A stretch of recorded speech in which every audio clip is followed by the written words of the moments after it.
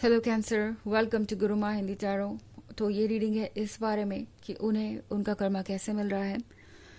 ये रीडिंग आपके लिए है। अगर किसी ने आपको हर्ट किया है और आपको लगा कि आपके साथ इनजस्टिस हुआ, इस पर्सन को तो कोई लेसन्स मिले ही नहीं, इस पर्सन को तो कोई पछतावा ही नहीं, उन्होंने ध्यान ही नहीं दिया कि उन्होंने क्या किया है और कभी सॉरी नहीं कहा, कुछ भी उनकी तरफ से एफर्ट्स नहीं हुए। तो इस रीडिंग में मैं देखने की कोशिश करूंगी कि क्या ये पर्सन खुश है, क्या वाकई में इस इनजस्टिस को यूनिवर्स ने इग्नोर किया और उन्हें उनका कर्मा नहीं मिला। चलिए देखते हैं कि क्या सिचुएशन चल रही है उनके लाइफ में और उन्हें उनका कर्मा मिल रहा है तो कैसे मिल रहा है। Messages for cancer.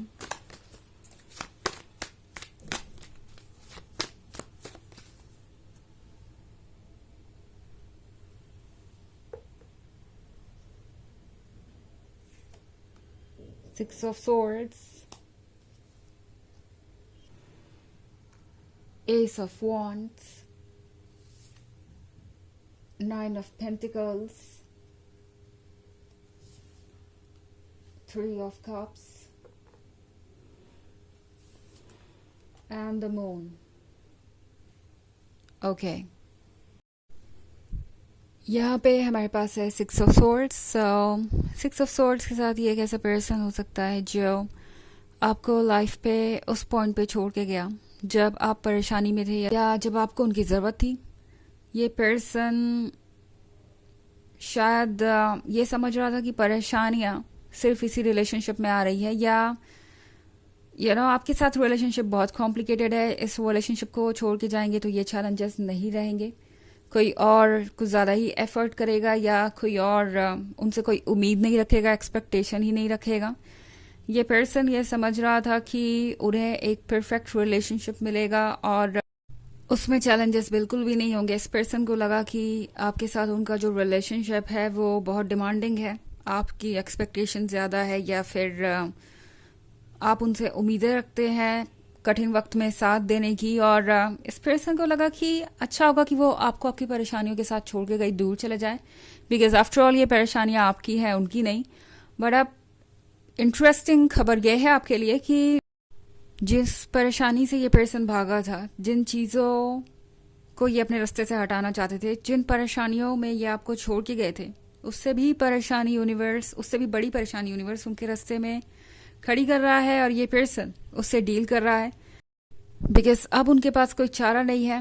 और इस पर्सन को ये समझ में आ रहा है कि उन्होंने जो किया वो गलत था। अगर आप किसी के साथ रिलेशनशिप में हैं, अगर आपने उसे कमिटमेंट दी है तो आपको उसके साथ चैलेंजेस के भी सामना करना चाहिए। इस पर्सन को समझ में आ रहा है कि जिन चीज़ों से वो भागे थे वो हर रिलेशनशिप में होते हैं, वो चैलेंजेस किसी के भी लाइफ से एब्सेंट नहीं होते, वो चीज़ें बहुत नेचुरल है। और इस पर्सन को अब ये समझ में आ रहा है कि अब उनका दोनों तरफ से नुकसान हो चुका है। एक तरफ तो चैलेंजेस उनके बढ़ गए हैं और दूसरी तरफ आपका प्यार भी नहीं है, ना कोई सपोर्ट करने वाला है, ना कोई उनकी कद्र करने वाला है। ये पर्सन अब अकेला है। ये भी हो सकता है सिक्स ऑफ सोर्ड्स के साथ कि ये पर्सन शायद ये सोच रहा था कि किसी और के साथ रिलेशनशिप बेटर होगा। मे बी इस पर्सन ने किसी और को चूज किया आपके ऊपर, या कोई और प्रायोरिटी इनके लिए ज़्यादा इम्पोर्टेंट थी। एंड अब ये पर्सन ये रियलाइज कर रहा है कि लाइफ इतनी आसान नहीं है और इसमें जो चैलेंजेस है वो उनसे अकेले नहीं डील कर सकते। अगर वो आपका साथ देते तो आज उनके पास एक लॉयल लवर होता जो उनका सपोर्ट करता है एंड चीज़ें आसान होती। तो इस पर्सन का बिगेस्ट कर्मा ये है कि जिस सिचुएशन में ये आपको अकेले छोड़ के चले गए, उससे भी बड़े ऑब्स्टेकल का ये सामना कर रहे हैं, वो भी अकेले। तो अब इस पर्सन को ये रियलाइज हो रहा है कि उन्होंने कितनी बड़ी गलती की है। यहाँ पे एस ऑफ वॉन्ड्स के साथ इस पर्सन को याद आती है आपके साथ बिताए हुए मोमेंट्स की। इस पर्सन को याद आता है जो उन्होंने किया वो। इस पर्सन को थोड़ा गिल्ट भी महसूस हो रहा है। बट नाइन ऑफ पेंटिकल्स के साथ इस पर्सन की उम्मीदें ये है कि कुछ बदल जाएगा। अभी भी मैनिफेस्ट करना चाहते हैं ये यूनियन, मैनिफेस्ट करना चाहते हैं इस लव को। और थ्री ऑफ कप्स के साथ इस पर्सन को लगता है जैसे कि आप उन्हें बचा सकते हैं, इस डेंजर में से निकाल सकते हैं। वैसे आजकल ये पर्सन अपने लाइफ में इतना जूझ रहा है कि स्केप ढूंढ रहा है, कोशिश कर रहा है कि कोई ऐसी जगह मिल जाए जहाँ वो अपने आप को रिलैक्स्ड महसूस करें। मतलब आजकल ज़्यादा टाइम ये दोस्तों के साथ स्पेंड कर रहे हो सकते हैं, दूसरे लोगों के साथ स्पेंड कर रहे हो सकते हैं, बिकॉज इन्हें थोड़ी सी स्पेस चाहिए अपने लिए। एंड अकेलापन आजकल इन्हें ज़्यादा परेशान कर रहा है। जितना ज़्यादा ये अकेला रहते हैं उतना ज़्यादा इन्हें आपकी याद आती है।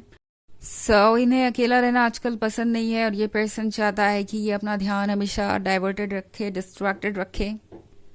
इसी वजह से ये पर्सन आजकल आपको ज़्यादा फ्रेंड्स में नज़र आएगा या बिजी नज़र आएगा। द मून के कार्ड के साथ लगता है जैसे कि ये पर्सन फ्री नहीं महसूस कर रहा अपने आप को। ओके, गिल्ट है इनके अंदर, शेम भी है, एम्बैरसमेंट भी है, स्ट्रगल अलग चल रहा है लाइफ में, समझ नहीं पा रहे कि कैसे चीज़ों को हैंडल करें। इमोशंस इनको एक अलग ही लेवल पे परेशान कर रहे हैं। इन्हें पता नहीं है कि इन्हें आगे क्या करना चाहिए। आपसे अभी भी कनेक्टेड है, कोशिश कर रहे हैं अपना ध्यान हटाने की चीज़ों से डिस्ट्रैक्ट होके, मगर वो भी वर्क नहीं कर रहा। ये पर्सन आजकल खुद को बहुत अकेला पाता है, हेल्पलेस पाता है और उन्हें लगता है कि कुछ भी उनके कंट्रोल में नहीं है। ये पर्सन लॉस्ट है और सोच रहा है कि किस तरीके से चीज़ों को ठीक करे। द मून के साथ इनके इमोशंस इन्हें कभी कभी बहुत लो भी महसूस कराते हैं। इन्हें कभी कभी डिप्रेशन और एंग्जाइटी जैसा भी फील होता है, स्पेशली जब ये पर्सन अकेले होता है। इन्हें लगता है कि चीज़ें इनके फेवर में काम नहीं कर रही, तो बहुत सारे कॉम्प्लिकेशंस देख रही हूँ मैं यहाँ पे। वैसे ये एक जनरल रीडिंग है, ये सबसे रेजोनेट नहीं होगी। एनर्जी रिवर्स हो सकती है अगर आप क्रॉस वॉचर हैं। इसके अलावा अगर आप पिछले वीक की रीडिंग या ईयरली रीडिंग देखना चाहें तो उसका लिंक ईयरली रीडिंग 2024 के फर्स्ट क्वार्टर की, उसका लिंक आपको डिस्क्रिप्शन बॉक्स में मिल जाएगा हमेशा की तरह। चलिए आगे बढ़ते हैं और देखते हैं और क्या मैसेजेस है आपके लिए कैंसर।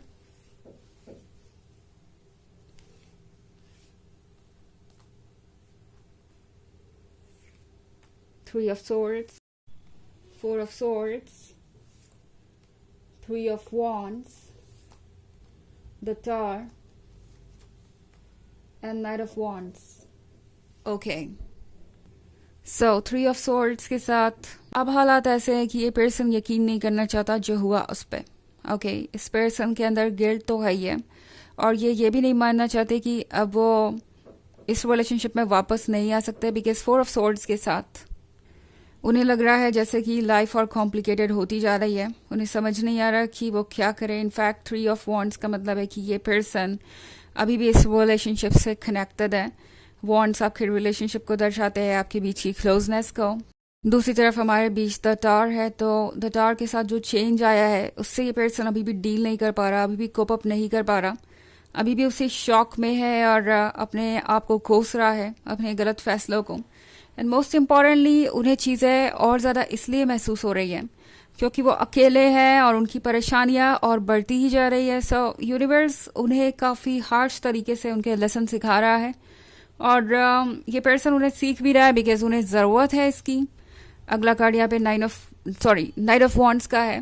तो नाइट ऑफ वॉन्ड्स के होने का मतलब है कि ये पर्सन सोच रहा है कि आगे वो क्या करें। चैलेंजेस उनके सामने बहुत सारे हैं एंड नाइट ऑफ वॉन्ड्स बहुत इमेच्योर था इन चीज़ों से डील करने के लिए। बट अब जो कुछ भी हुआ है उसके बाद ये पर्सन ट्रांसफॉर्म हो गया है और समझ रहा है कि उनकी लाइफ किस तरीके से टर्न ले सकती है। तो ये उनका खुद पे वर्क करने का समय है और इसीलिए उन्हें उनका कर्मा मिल रहा है, बहुत हार्श वे में, पेनफुल वे में, बट इससे उन्हें डील करना ही है बिकॉज यही उनके लिए अच्छा होगा।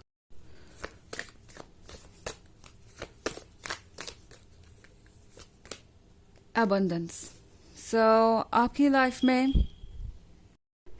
लाइफ में वो अबंडेंस आएगी जिसके आप हकदार हैं। आप जो चाहे वो अट्रैक्ट कर सकते हैं। एंड जहाँ तक बात है इस पर्सन की, तो वो अपना कर्मा झेल ही रहे हैं, अपना कर्मा सीख रहे हैं। आपके लिए जस्टिस और अबंडेंस दोनों है। आप उस पर फोकस कीजिए बिकॉज ये जो कुछ भी है अब ये इनकी जिम्मेदारी है इन चीज़ों से डील करना, ना कि आपकी। ओके, तो यह है रीडिंग इस बारे में कि उन्हें उनका कर्मा कैसे मिल रहा है। आई होप आपको अच्छी लगी होगी। Thanks for watching. Till next video, bye.